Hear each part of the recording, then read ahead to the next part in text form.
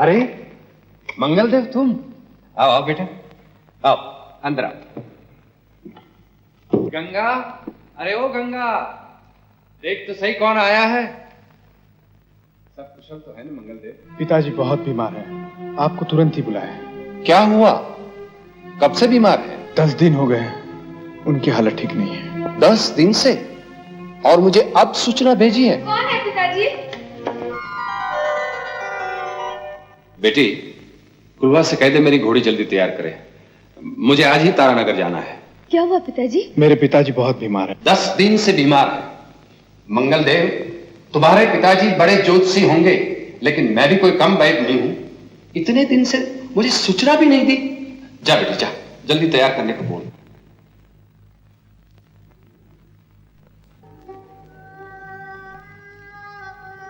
विद्याधर, तुम आ गए।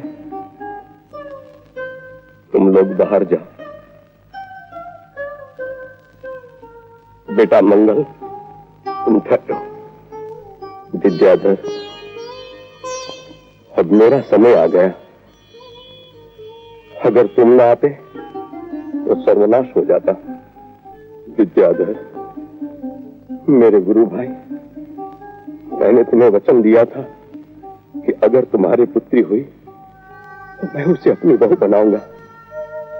मैं जानता हूं तुम मुझसे नाराज हो कि अब तक मंगल और गंगा का विवाह क्यों टालता रहा। मंगलदेव बेटा, जरा ध्यान से सुनो। विद्याधर, जब मैंने गंगा की कुंडली बनाई तो देखा कि गंगा एक बहुत बड़ी अशुभ घड़ी में पैदा हुई है। जो भी लड़का उसके साथ विवाह करेगा वह 5 साल के भीतर मर जाएगा और गंगा विधवा हो जाएगी। हे भगवान, कैसा धर्म संकट। पिताजी, भाग्य की रेखा तो आप भी नहीं बदल सकते। विवाह तो मैं गंगा के साथ ही करूंगा। बेटा, तुम अपनी आत्मा से कह रहे हो? हाँ पिताजी, आपका दिया हुआ वचन मैं निभाऊंगा। गंगा जैसी पत्नी पाकर मैं अपने आप को धन्य समझूंगा। बेटा, तुम धन्य हो। मुझे तुमसे यही आशा थी, यही आशा थी, यही आशा थी, यही आशा।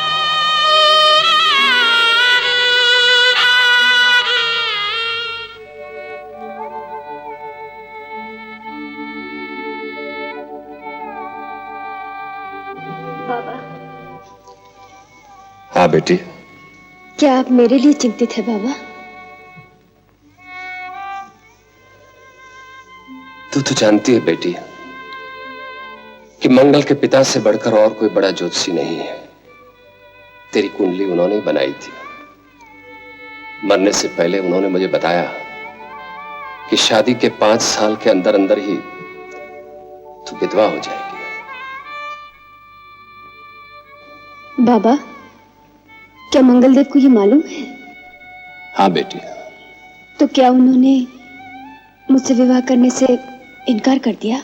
नहीं बेटी, उसने कहा कि वो शादी करेगा तो तुमसे ही करेगा, वरना कुंवारा रहेगा। तो फिर आपकी आंखों में आंसू क्यों? ऐसा दामाद पाकर क्या आप गौरव का अनुभव नहीं करते? मैं तो उन्हें पाकर धन्य हो जाऊंगी। बेटी, तू मेरी इकलौती बेटी है। तेरे सिवा इस दुनिया में मेरा और कोई नहीं है। तेरा पिता भी मैं हूं और तेरी मां भी, लेकिन तेरा सुहाग 5 साल में। बाबा, क्या सभी स्त्रियां अखंड सुहागन होती हैं? क्या विधवा होने के डर से पिता अपनी पुत्रियों को कुंवारी रखेंगे? भाग्य में जो लिखा है बाबा, उसे कौन मिटा सकता है? तुम ठीक कहती हो बेटी, लेकिन जीवित मक्खी भी तो नहीं निकली जाती। बाबा, आपने मुझे महादेव को समर्पित किया है। मैं छोटी मुंह बड़ी बात तो नहीं करती, लेकिन अगर मेरी शिव भक्ति में शक्ति है तो भाग्य की रेखा भी बदल सकती है। आप मुझे आशीर्वाद दीजिए और विवाह का संदेशा भिजवा दीजिए। हाँ बेटी, संदेशा भिजवा देता हूं। और मैं भी कैसा पागल हूं, आखिर एक न एक दिन तो तुझे पराई होना ही है। लेकिन बेटी, अब मैं अधिक नहीं जीऊंगा। एक बार, सिर्फ एक बार जब मैं बुलाऊं तो आ जाना। अवश्य होंगी।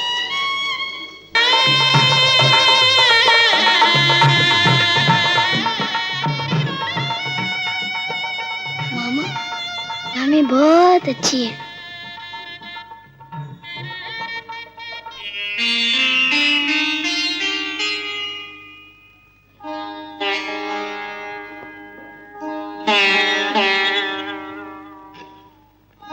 नारायण नारायण। मुनिराज आप, और इधर? आप आंखें बंद कर ले तो क्या हम भी आंखें बंद कर ले? मैं समझा नहीं मुनिराज। यह विवाह रोक दीजिए।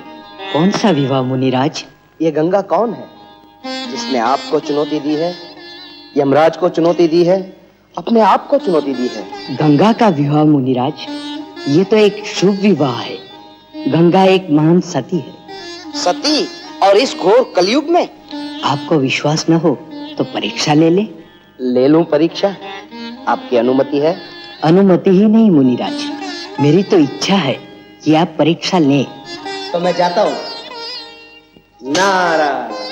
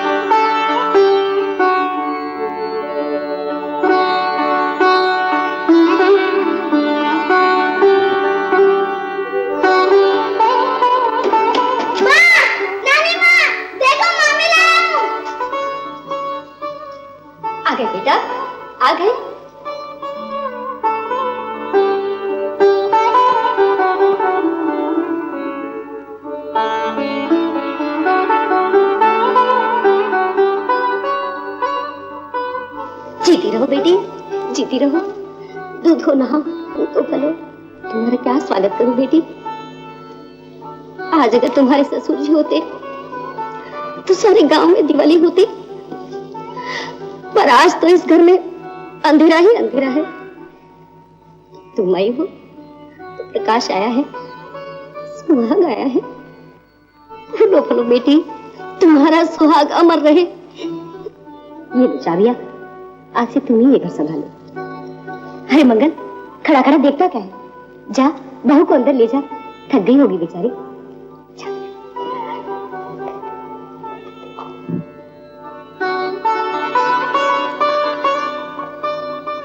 ये तुमने क्या किया माँ? आते ही घर की चाबियां सौंप दी। बेटी, यही तो अपने घर की रीत है। बहू कितनी सुंदर है, सचमुच गंगा है गंगा। इतनी जल्दी गुण न बखानो माँ, जरा देख तो लो। क्या नाम है तुम्हारा? शंकर।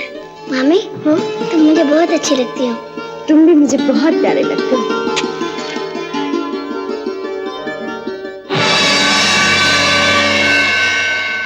आपने मुझे याद किया मुनिराज। हाँ कुटिला, आज तुम्हें एक शुभ कार्य करना है। गंगा की सास है ना पार्वती, मंगलदेव की माँ, जाओ और उसके शरीर में प्रवेश करो। जो आज्ञा मुनिराज।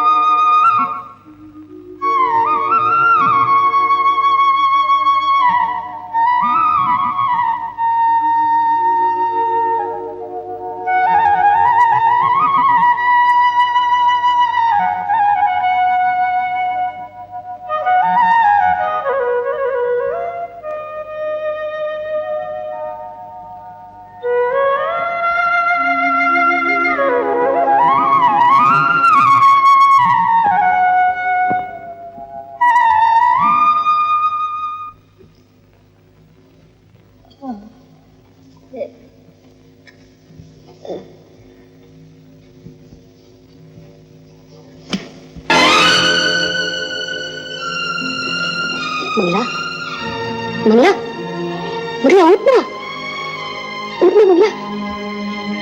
क्या है माँ? तू ठीक कहती थी, चाबियां बहू को नहीं देनी थी।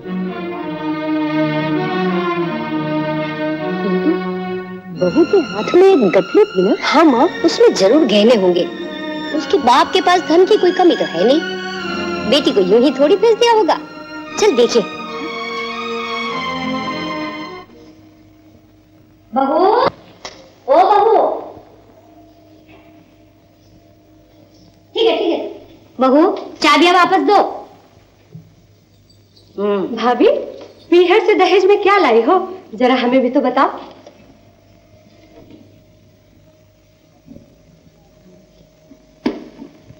हे राम, सत्यानाश जाए तेरा। ये दहेज लाई है, इससे क्या मैं अपना सर फोड़ूं? अरे मैं पड़ोसियों को मुंह क्या दिखाऊंगी? मेरा एक ही बेटा है, कोई 10-20 नहीं। हे राम, सोचा था घर में लक्ष्मी आएगी, तो आ गई है भिखारन।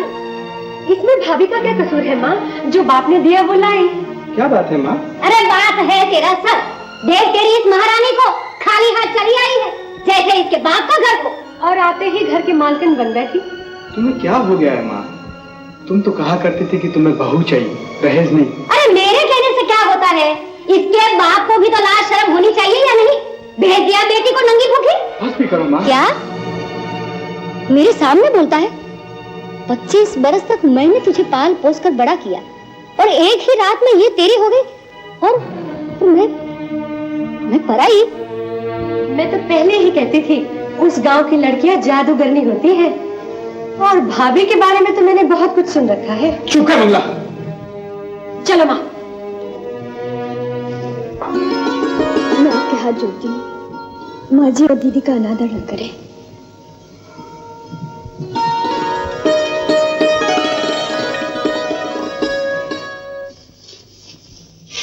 अरे लक्ष्मी, देख कल से तू काम पे मत आना। हाँ, हमारे घर में जो बहू आई है ना, वो बहुत सारी दास दासियां दहेज में लाई है।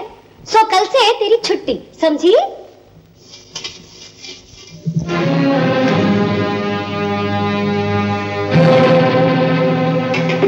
ए मीरा भाई, ये मंदिर नहीं घर है घर। सुबह ही सुबह पूजा करने बैठ गई। अभी तो बर्तन मांजने हैं, कपड़े धोने हैं, घर का झाड़ू मारना है, पानी भरना है। ये सब कौन करेगा? तेरा बाप। चल सब काम जल्दी करके तैयार हो जा, महंत जी के यहाँ चलना है। क्या कहा माँ? तुम और महंत के यहाँ? तुम तो कहा करती थी महंत बड़ा धूर्त और पाखंडी है। अब मेरे कहने से क्या होता है? इस गांव में रहना है तो गांव के रीति रिवाज मानने ही पड़ेंगे। इस गांव की हर बहू पहले ही दिन महंत जी के दर्शन करती है और आशीर्वाद लेती है।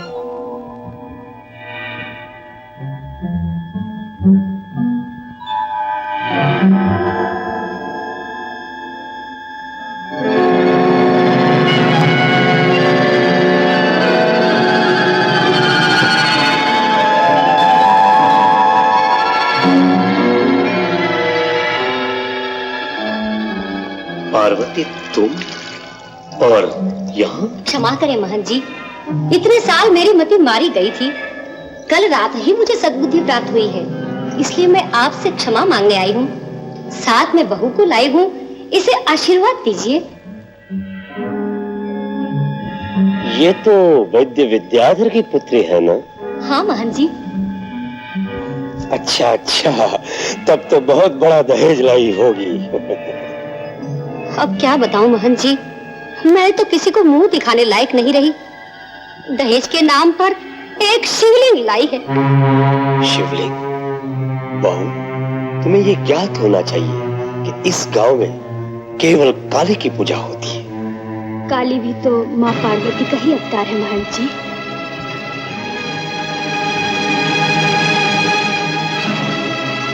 क्षमा करें महंत जी, जिस गंगा से मेरे भोले शिव शंकर के चरण धुले, मेरे लिए तो वही चढ़ना पड़ता है। पार्वती, तुम्हारी बहू बड़ी अज्ञानी है। मैं देख रहा हूं तुम्हारे घर पर एक काली छाया मंडरा रही है। अशुभ अपशकुन। कह दो तुम्हारी बहू से वो रोज यहां आकर सेवा करे, वरना तुम्हारे घर में 2 नहीं 3 विधवाएं हो जाएगी। अकाल मृत्यु। मां काली। शांत महंत जी, शांत। हम पर कृपा करें। मैं आपको वचन देती हूँ, कल से मेरी बहू हमेशा आपकी सेवा करने आएगी, हमेशा।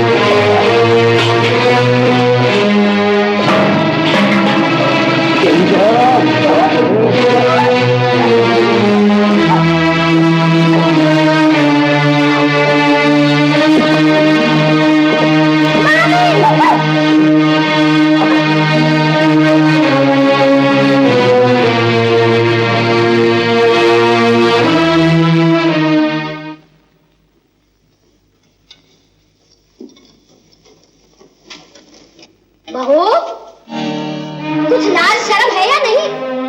ये क्या हाल बना रखा है अपना? ये कोई भले घर की लड़कियों के लक्षण है? माँ जी, मैं तो दूध लेके महंत जी के यहाँ गई थी। ये बहुत ही बुरे आदमी है माँ जी। हाँ नानी माँ, वो सुअर का बच्चा है, मैं उसकी टांग तोड़ दूंगा। चुप रह, बहुत बकबक करने लगा आजकल। चल। बहू, तुम्हें इस घर में आए हुए आज दूसरा दिन है और मुझे इस घर में और गांव में आए हुए 40 साल हो गए हैं। मैंने तो आज तक महंत जी के बारे में कुछ भी नहीं सुना। मैंने कुछ नहीं किया। चुप रह, ज्यादा बड़बड़ मत कर, जा अपना काम कर। राम राम राम राम राम, क्या जमाना आया है।